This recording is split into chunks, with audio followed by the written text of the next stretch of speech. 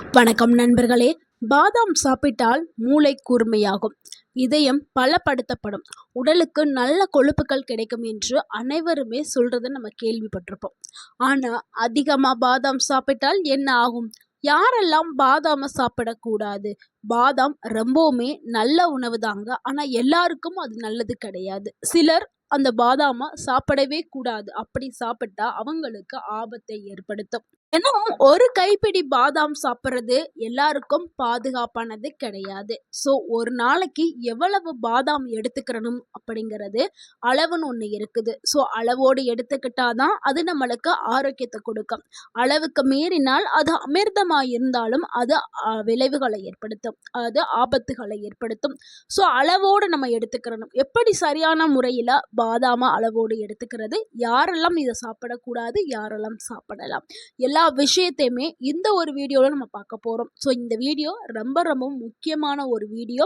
ஏன்னா நம்ம 95% பீப்புள்ஸ் தெரியாமல் செய்யக்கூடிய சில தவறுகளையும் நம்ம செஞ்சுட்டு இருக்கோம். ஸோ இந்த வீடியோ பார்த்ததுக்கப்புறம் நீங்கள் உங்களுடைய தவறுகளை திருத்திக்கிறதுக்கு இது ஒரு வாய்ப்பாக இருக்கும். ஸோ வீடியோவை ஸ்கிப் பண்ணாமல் முழுமையாக பாருங்கள். உங்கள் ஆரோக்கியம் உங்கள் கையில் தான். பாதாம்ல இருக்கக்கூடிய ஊட்டச்சத்துக்களை பார்த்துடலாம். 100 கிராம் பாதாம்ல சுமார் புரோட்டீன், ஹெல்த்தி ஃபேட், நார்ச்சத்துக்கள், vitamin E, magnesium, calcium, phosphorus, potassium, manganese போன்ற சத்துக்கள் அதிகமாகவே இருக்குதுங்க. அதனால தான் பாதாம ஒரு சூப்பர் ஃபுட் அப்படின்னு உலகம் முழுக்க அதை அழைச்சிட்டு வர்றாங்க. ஆனால் அதே சத்துக்கள் அதிகமாகிவிட்டால் சிலருக்கு பிரச்சனைகளை உருவாக்குறதுக்கு வாய்ப்பு ஏற்படுத்தும். முதல்ல நம்ம பாதாமுடைய நன்மைகளை பார்த்துடலாம். அதுக்கடுத்து அதனுடைய விளைவுகளை பார்த்துடலாம். அடுத்து யார் எடுக்கக்கூடாது அப்படிங்கிறத பார்த்துடலாம். இதில் முதலாவது நன்மை என்னன்னா, இதயத்தை பாதுகாக்கிறதுக்கு பாதாம் பயன்படுதுங்க. நம்ம உடல்ல 2 வகையான கொழுப்புகள் இருக்குது. ஒன்று நல்ல கொழுப்பு, இன்னொன்று கெட்ட கொழுப்புங்க. பாதாம்ல இருக்கக்கூடிய மோனோ அன்சாச்சுரேட்டட் ஃபேட் இதயத்திற்கு நல்ல கொழுப்பாக செயல்படும். இதனால எல்டிஎல் எனப்படும் அந்த கெட்ட கொழுப்பை குறைக்கிறதுக்கு இந்த நல்ல கொழுப்பு பராமரிக்கப்படுது. இதனால தான் இதய நோய் வரக்கூடிய அபாயம் குறையும். ஸோ பாதாமை நீங்கள் சாப்பிட்டீங்கன்னா, சரியான முறையில் சாப்பிட்டீங்கன்னா இதயம் சார்ந்த நோய்கள் தடுக்கப்படும். அது கூடவே நீங்கள் சரியான உடற்பயிற்சி, உணவு முறையை நீங்கள் உங்களுடைய லைஃப் ஸ்டைலுக்குள்ள கொண்டு வந்தீங்கன்னா உங்களுடைய இதயம் பாதுகாக்கப்படும். அடுத்து 2வது நன்மை, மூளைக்கு இது மிகவும் ஆரோக்கியமான ஒரு உணவாக இருக்கு. பாதாம் சாப்பிட்டால் புத்திசாலி ஆகலாம் என்று பலரும் கூறுவார்கள். ஆனால் இது சிறிதளவு உண்மை இருக்கிறது. ஆனால் அப்படி இல்லைங்க. பாதாமில் இருக்கக்கூடிய விட்டமின் இ மற்றும் பிற சத்துக்கள் நரம்பு செல்களை பாதுகாக்கிறதுக்கு உதவுது. இதனால மூளையுடைய இயல்பான செயல்பாடை அதை ஆதரிக்கிறதுக்கு பாதாம் பயன்படுது. ஒரே ஒரு பாதாம் சாப்பிட்டா திடீரென நினைவாற்றலாம் அதிகரிக்காது. நீங்கள் தொடர்ந்து பாதாமை எடுக்க தான் உங்கள் உடலில் நினைவாற்றல் அதிகரிக்கப்படும். இந்த மெமரி பவர் ரொம்பவே ஷார்ப் ஆகும்.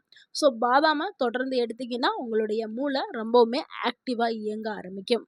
அடுத்த 3வது நன்மை, சர்க்கரை நோயாளிகளுக்கு ஒரு சிறந்த உணவாக பாதாம் இருக்குது.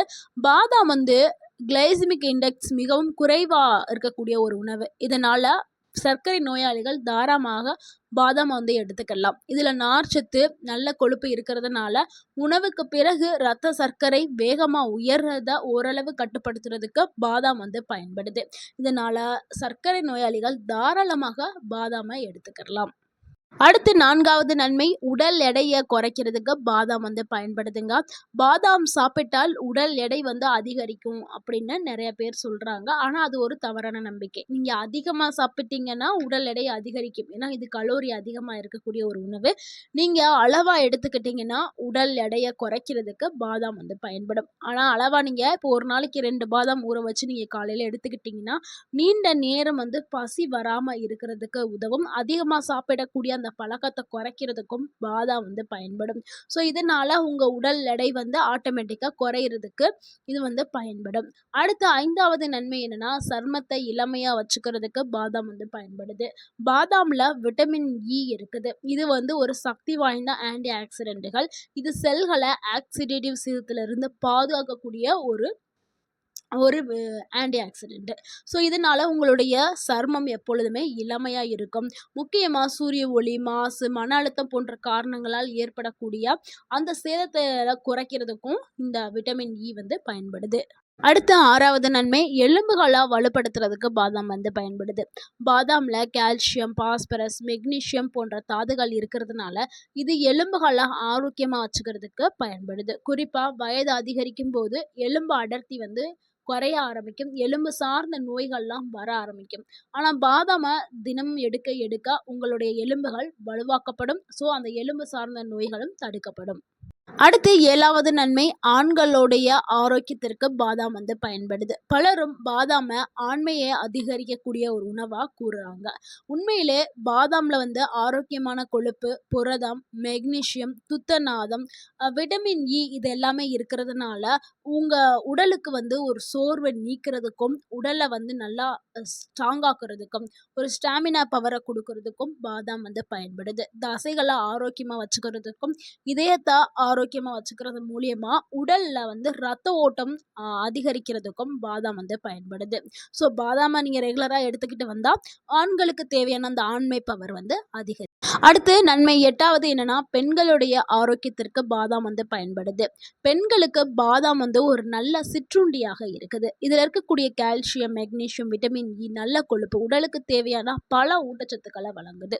ஸோ பெண்கள் வந்து கர்ப்ப காலத்துல இருந்தாலும் சரி, தாய்ப்பால் கொடுக்கக்கூடிய பெண்களா இருந்தாலும் சரி, பாதாம உணவுல சேர்த்துக்கிறது ரொம்பவே நல்லது. இதை வந்து நீங்க ஈவினிங் ஸ்நாக்ஸாவோ இல்ல 11 மணி போல ஒரு ஸ்நாக்ஸாவோ எடுத்துக்கிட்டா கூட போதும். ஸோ பெண்களுக்கு கட்டாயம் பாதாம் வந்து ஒரு சிறந்த உணவா இருக்குது. நண்பர்களே, இவ்வளவு நேரம் நம்ம பாதாமுடைய நன்மைகளை பார்த்தோம். இப்பதான் அதனுடைய பக்க விளைவுகளை பார்க்க போறோம். ஸோ அதிகமாக சாப்பிட்டா என்னென்ன பிரச்சனைகள் வரும், என்ன விளைவுகள் வந்து உடல்ல ஏற்படும் பார்க்க போறோம். அதில் முதலாவதாக பார்க்கக்கூடிய பக்க விளைவு என்னன்னா, அதிக கலோரி வந்து உடலுக்கு சேர ஆரம்பிக்கும். இதனால ஆரோக்கியமற்ற உடல் எடை வந்து அதிகரிக்கும். பாதாம்ல நல்ல கொழுப்புகள் இருக்கிறதுனால அது அதிகமான கலோரியை கொடுக்கும். ஸோ 100 கிராம் பாதாம்லேயே சுமார் 570 இருந்து 600 கலோரி வந்து இருக்கும். ஒரு நாளைக்கு நீங்கள் 30-50 பாதாம்லாம் சாப்பிட்டீங்கன்னா உடலுக்கு தேவையில்லாத அதிக கலோரி வந்து கிடைக்க ஆரம்பிக்கும். ஸோ நீ உடற்பயிற்சி எதுவுமே செய்யலைன்னா அந்த கொழுப்பு அங்கேயே சேமிக்கப்பட்டு உடல் பருமன் ஆக்கப்படும். ஸோ இதை தவிர்க்கணும். அடுத்த 2வது பக்க விளைவு என்னன்னா, செரிமான பிரச்சனைங்க. பாதாமில் இருக்கக்கூடிய நார்ச்சத்து ரொம்பவும் நல்லது. ஆனால் நீங்கள் திடீர்னு அதிக அளவில் சாப்பிட்டீங்கன்னா வயிறு உப்பசம், வாய்வு, வயிற்று வலி, மலச்சிக்கல், சிலருக்கு வயிற்றுப்போக்கு கூட ஏற்படும். ஸோ அதனால அளவை பார்த்து சாப்பிடணும். அடுத்து 3வது பக்க விளைவு என்னன்னா, சிறுநீரக கற்கள். அதாவது பாதாம் வந்து ஆக்சிலேட் வந்து இருக்கக்கூடிய ஒரு உணவு. கிட்னி ஸ்டோன் வரக்கூடியவர்களுக்கு இல்லை அதிக ஆக்சிலேட் உணவு பிரச்சனை வந்து இருக்கிறவங்க இதை எடுக்கும்போது என்ன ஆகும்னா, கால்சியம் ஆக்சிலேட் வந்து ஸ்டோனை வந்து உருவாக்கும். ஸோ அதனால ஏற்கனவே சிறுநீரக கற்கள் இருக்கிறவங்க வந்து இதை எடுக்கக்கூடாது. அதிகமாக எடுத்துக்கிட்டாலும் இந்த பிரச்சனை வந்து வர ஆரம்பிக்கும். அடுத்து 5வது பக்க விளைவு என்னன்னா, அலர்ஜி தாங்க. ஆல்ரெடி நட்ஸ் அலர்ஜி இருக்கிறவங்க பாதாமை எடுத்துக்கிட்டா என்ன ஆகும்னா, தோல்ல அரிப்பு, சிவப்பு, முகவீக்கம், நாக்கு வீக்கம், மூச்சு திணறல் இந்த மாதிரியான பிரச்சனைகள் ஏற்படும். அடுத்த ஒரு பக்க விளைவு என்னன்னா, விட்டமின் இ வந்து அதிகமாகிறதுங்க. ஏன்னா பாதாம்ல வந்து விட்டமின் இ நிறையவே இருக்குது. அதே நேரத்தில் நிறைய பேர் என்ன பண்ணுவாங்கன்னா, விட்டமின் இ இருக்கக்கூடிய சப்ளிமெண்ட்டுகளும் எடுத்துக்குவாங்க. ஸோ அந்த விட்டமின் இ சப்ளிமெண்ட் எடுத்துட்டு பாதாமையும் சாப்பிடும்போது உங்கள் உடலுக்கு அதிக அளவில் விட்டமின் இ வந்து கிடைக்கும். இதனால என்ன பிரச்சனை ஏற்படும்னா, தலைவலி, தலை சுற்றுதல், சோர்வு, மங்கலான பார்வை, சிலருக்கு ரத்தப்போக்கு அபாயம் கூட ஏற்படலாம். ஸோ இதெல்லாம் நிறைய பேருக்கு தெரியாது. மக்கள் செய்யக்கூடிய ஒரு சிறிய தவறு. ஆனால் உயிருக்கு சில பல ஆபத்துகளை ஏற்படுத்தும். ஏன்னா அவங்க தெரியாம செய்யக்கூடிய ஒரு சின்ன தவறு தான். ஆனா வந்து இது ஆபத்தை ஏற்படுத்தும். அடுத்து குழந்தைகளுக்கு கொடுக்கக்கூடிய பாதாம் 5 வயசுக்கு குறைவான குழந்தைகளுக்கு முழு பாதாமை கொடுப்பாங்க. ஸோ அந்த மாதிரி முழுசா கொடுக்கறதுனால தொண்டையில போய் சிக்கி மூச்சு திணறல் ஏற்படுறதுக்கு வாய்ப்பு இருக்குது. அதனால எப்போதுமே குழந்தைகளுக்கு பாதாமை கொடுக்கும்போது ஒன்று ஊற வச்சு மசிச்சு கொடுங்க, இல்லைன்னா அரைச்சு பவுடர் பண்ணி கொடுக்கறதா ரொம்பவுமே பாதுகாப்பானது. என்னன்னா, அதிக பொட்டாசியம் இருக்கக்கூடிய ஒரு உணவா இது இருக்குல்ல. சிலருக்கு வந்து பொட்டாசியம் கட்டுப்பாடு அவசியமா இருக்கும். இந்த கிட்னி டிசீஸ் வந்திருக்கவங்களுக்குலாம் பொட்டாசியம் குறைவான உணவுகளை தான் எடுக்க சொல்லியிருப்பாங்க. ஆனா பாதாம சாப்பிட்டீங்கன்னா பொட்டாசியம் அதிகமா இருக்கு. ஸோ இதனால சில பிரச்சனைகள் வரும். ஸோ அந்த மாதிரி கிட்னி பிரச்சனை இருக்கிறவங்க பாதாம தவிர்க்கிறது ரொம்பவே நல்லது. யாரெல்லாம் பாதாமை சாப்பிடக்கூடாது அப்படிங்கிறத பார்த்தலாம். நட்ஸ் அலர்ஜி இருக்கிறவங்க பாதாமை எடுக்கிறத தவிர்க்கிறது ரொம்பவே நல்லது. அதே மாதிரி கிட்னி ஸ்டோன் ப்ராப்ளம் இருக்கிறவங்க பாதாமை தவிர்க்கிறது நல்லது. குரோனிக் கிட்னி டிசீஸ் இருக்கிறவங்க தவிர்க்கிறது நல்லது. விட்டமின் இ சப்ளிமெண்ட் ஆல்ரெடி எடுத்துக்கிட்டு இருக்கிறவங்க பாதாமை எப்படி சரியான முறையில் சாப்பிடலாம் அப்படிங்கிறத பார்க்கலாம். ஒரு நாளைக்கு பொதுவாக பெரியவங்க 20லேருந்து 30 கிராம் பாதாம் எடுத்துக்கலாம். அதாவது சுமார் 10லேருந்து 15 வரைக்கும் எடுத்துக்கலாம். ஆனால் ரொம்ப சிறியவர்கள் 5 பாதாம்குள்ளே எடுத்துக்கிட்டால் போதும். அதுக்கு மேலே எடுக்க வேண்டாம். ஸோ 5ங்கிறதே போதுமானது. இதை இரவில் ஊற வச்சு காலையில் தோலை நீக்கிட்டு சாப்பிட்றது ரொம்பவே நல்லது. இது கூட நீங்கள் பழங்கள் சேர்த்து சாப்பிடலாம். ஓட்ஸு, தயிர் இந்த மாதிரியான உணவுகளோடு சேர்த்து சாப்பிட்றது ஆரோக்கியமானது. ஸோ இல்லை தனியாக சாப்பிட்றா இருந்தாலும் சாப்பிடலாம். காலையில் வெறும் வயிற்றில் ஊற வைத்த பாதாமை தோல் நீக்கி சாப்பிட்றா இருந்தாலும் சாப்பிடலாம். அது உங்களுடைய விருப்பம். மக்கள் செய்யக்கூடிய தவறான விஷயங்களை பார்த்துடலாம். மக்கள் நிறைய பேர் என்ன பண்ணுறாங்கன்னா, பாதாம் சாப்பிட்றது ரொம்பவுமே ஆரோக்கியமானது அப்படின்னு நினச்சிட்டு அதிகமாக சாப்பிட்றாங்க. அதிகமான பலன் கிடைக்கும்னு நினச்சி அதிகமாக சாப்பிட்றாங்க. அது ஒரு தவறான விஷயம். அதே மாதிரி குழந்தைகளுக்கு தினமும் நிறைய கொடுக்குறாங்க. குழந்தைகளுக்கு தினமும் நிறைய கொடுக்க வேண்டாம். குழந்தைகள் 5 வயசு கீழே இருக்கக்கூடிய குழந்தைகளுக்கு ஒரு 2 பாதாம் தினமும் ஊற வச்சு கொடுத்தாவே போதும். அதே மாதிரி உடல் எடை ஒருபோதும் அதிகரிக்காது அப்படின்னு நினைக்கிறாங்க. ஏன்னா இதில் கலோரி அதிகம். நீங்கள் நிறைய எடுத்தீங்கன்னா கண்டிப்பாக உடல் எடை அதிகரிக்க செய்யும். அடுத்து சுகர் நோயாளிகள் சாப்பிடலாம். அவங்க என்ன நினைக்கிறாங்கன்னா, பாதாம் சாப்பிடக்கூடாது அப்படின்னு நினைக்கிறாங்க. சாப்பிடலாம். அவங்களும் ஒரு 2 பாதாம் டெய்லி ஊற வச்சு எடுத்துக்கிட்டா போதும். நண்பர்களே, இந்த தகவல் உங்களுக்கு பயனுள்ளதாக இருந்திருந்தால் இந்த வீடியோக்கு ஒரு லைக் பண்ணுங்கள். இந்த வீடியோவை உங்களுடைய ஃப்ரெண்ட்ஸ் அண்ட் ஃபேமிலிக்கு ஷேர் பண்ணுங்கள். மறக்காமல் நம்ம சேனலை சப்ஸ்கிரைப் பண்ணுங்கள், சப்போர்ட் பண்ணுங்கள், கமெண்ட் பண்ணுங்கள். தேங்க்யூ ஃபார் வாட்சிங் அண்ட் வாழ்க வளமுடன்.